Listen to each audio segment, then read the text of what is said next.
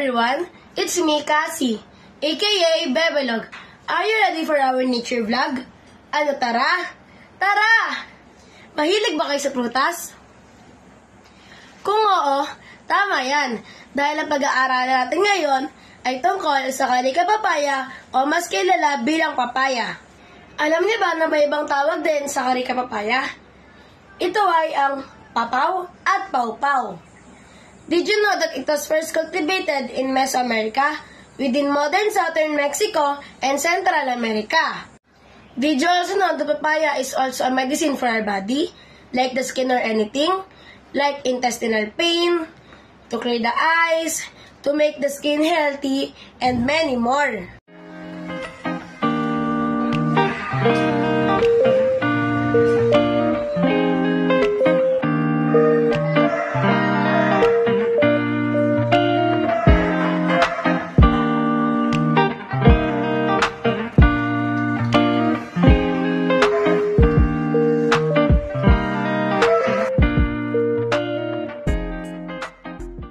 Alam niyo ba na may benefits dito sa ating katawan na sa ating balat?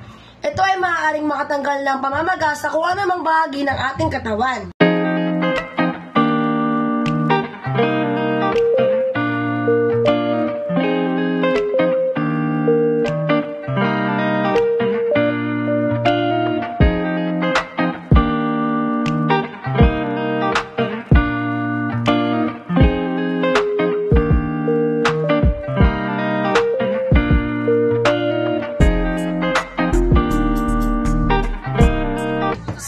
Nag-enjoy ba kayo sa ating nature vlog? Kung oo, pakikitang like at mag-subscribe. Kita-kits sa susunod!